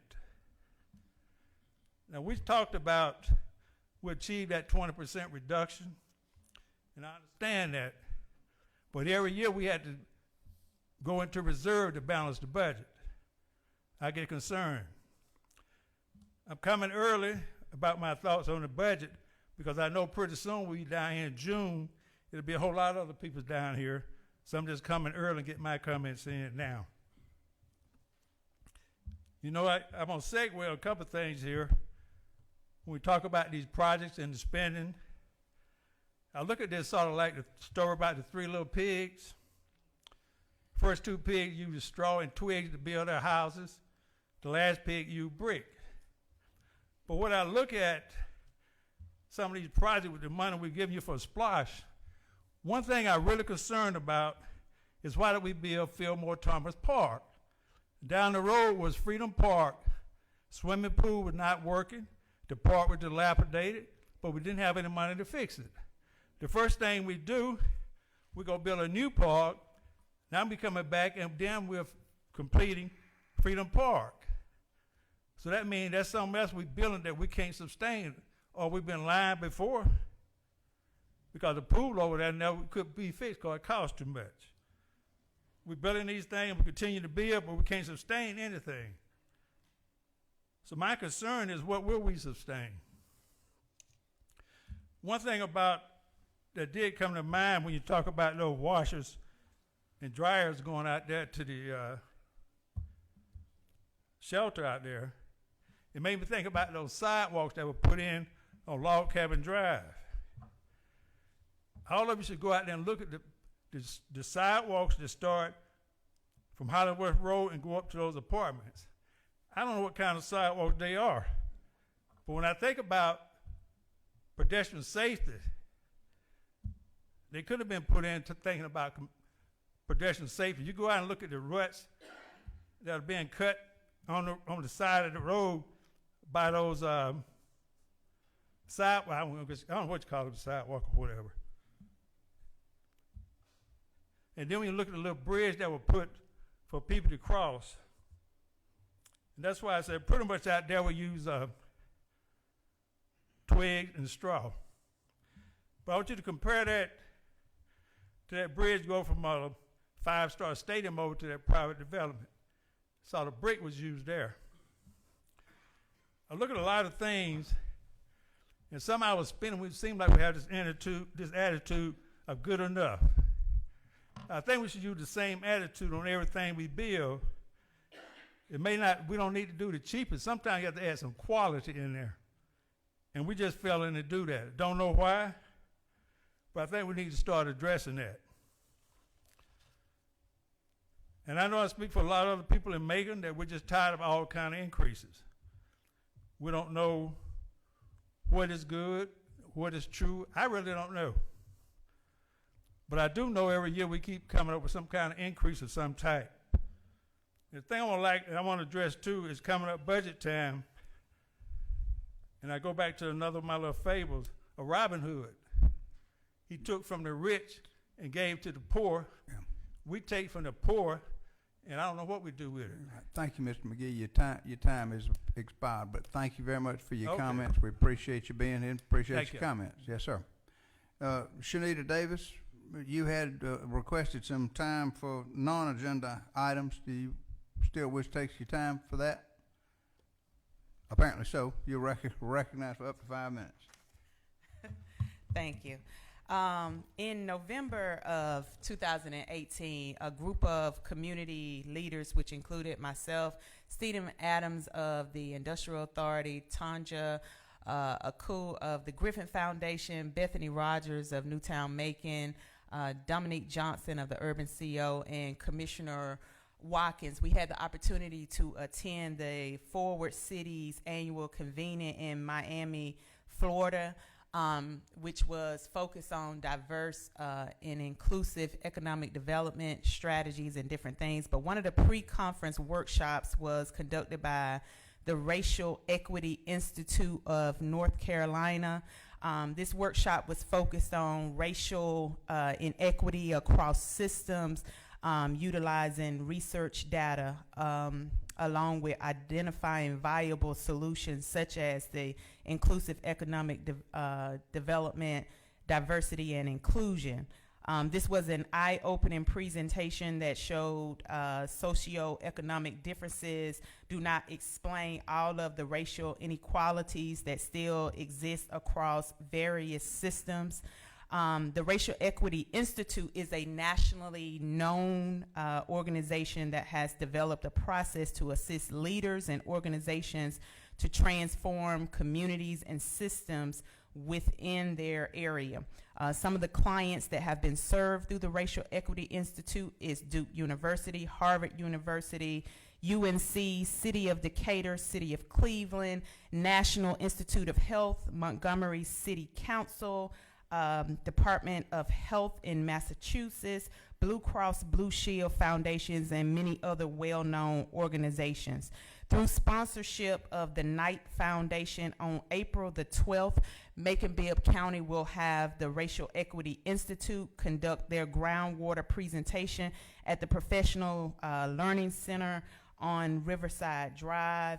All of the seated government should have received an electronic version of this invitation, as well as a press release that should have been given to you or provided to the clerk on today. As a governing body over several major systems in this county, we hope that you would see that this is a valuable opportunity in our community that is funded through the Knight Foundation, as we have certain conversations that concern citizens that have disparities and other things that are taking place in this community. It is all research-based and data-based and not feelings-driven. I know sometimes we say that race is a card. However, race is not a card. It is a systematic structure that affects many of us. And so, again, if you had not received one of the media press release or the electronic invitations, I have some here that I can provide for you. You also can visit Newtown Macon's website, and it has groundwater presentation and register for the event. Again, that is April 12th at the Professional Learning Center on Riverside Drive. Thank you. Thank you, Ms. Davis. Appreciate that announcement and that good information.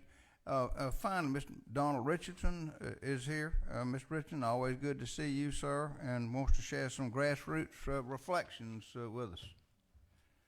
You're recognized for up to 5 minutes.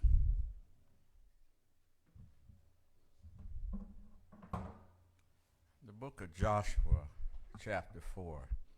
And it came to pass when all the people were clean passed over Jordan, that the Lord spake unto Joshua, saying, Take you 12 men out of the people, out of every tribe of man, and command ye them, saying, Take you hence out of the midst of Jordan, out of the place where the priest's feet stood firm, 12 stones, and ye shall carry them over with you, and leave them in the lodging place where ye shall lodge this night. Then Joshua called the 12 men whom he had prepared to the children of Israel out of every tribe of man. And Joshua said unto them, Pass over before the ark of the Lord your God into the midst of Jordan, and take ye up every man of you a stone upon his shoulder, according to the number of the tribes of the children of Israel, that this may be a sign among you, that when your children ask their fathers in time to come, saying, What mean ye by these stones? Then ye shall answer them that the waters of Jordan were cut off before the ark of the covenant of the Lord. And when it passed over Jordan, the waters of Jordan were cut off, and these stones shall be for a memorial unto the children of Israel forever. And the children of Israel did so as Joshua commanded, and took up 12 stones out of the midst of Jordan, as the Lord spake unto Joshua, according to the number of the tribes of the children of Israel, and carried them over with them unto the place where they lodged, and laid them down there. And Joshua set up 12 stones in the midst of Jordan, and in the place where the feet of the priests which bear the ark of the covenant stood, and they are there unto this day.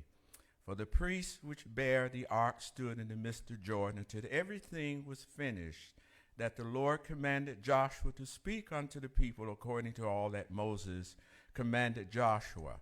And the people hasted and passed over. And it came to pass, when all the people were clean passed over, that the ark of the Lord passed over, and the priest in the presence of the people. And the children of Reuben and the children of Gad and half the tribe of Manasseh passed over armed before the children of Israel, as Moses spake unto them. About 40,000 prepared for war passed over before the Lord into the battle to the plains of Jericho. On that day the Lord magnified Joshua in the sight of all Israel, and they feared him as they feared Moses all the days of his life. And the Lord spake unto Joshua, saying, Command the priests that bear the ark of the testimony, that they come up out of Jordan. And Joshua therefore commanded the priests, saying, Come ye up out of Jordan. And it came to pass, when the priests that bear the ark of the covenant of the Lord were come up out of the midst of Jordan, and the soles of the priests' feet were lifted up unto the dry land, that the waters of Jordan returned unto their place, and flowed over all his banks as they did before. And the people came up out of Jordan on the 10th day of the first month, and encamped in Gilgal in the east border of Jericho. And those 12 stones which they took out of Jordan did Joshua pitch in Gilgal.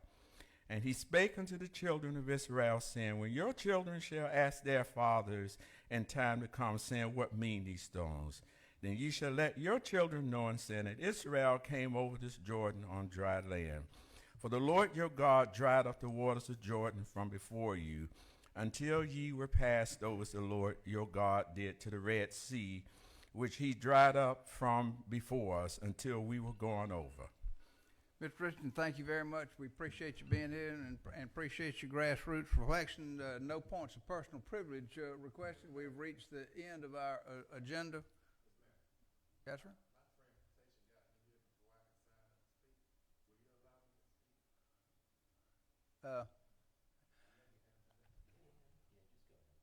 Yes, sir.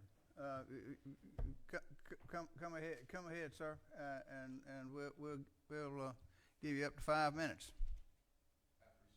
Yes, sir.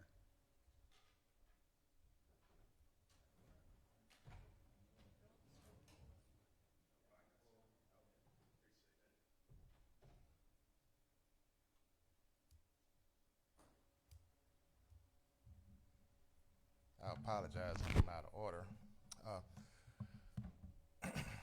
First, I want to talk about a couple of things. First one is about the Amstar, and I did have some concerns about that. Also, because of the children. But when I look at the law on it, what would prevent them from doing it, or what kind of recourse they may have, I can't come up with a reason not to allow that. And I think sometimes when we make decisions, we should make it based on safety, but we also have to make it based on the law. Because if me as a black businessman, I want to open up a business, I was voted on because I'm black, which I know that wouldn't happen. Not here in Macon, but if it did, it wouldn't be right because of the laws. So we need to consider the laws whenever we're doing this.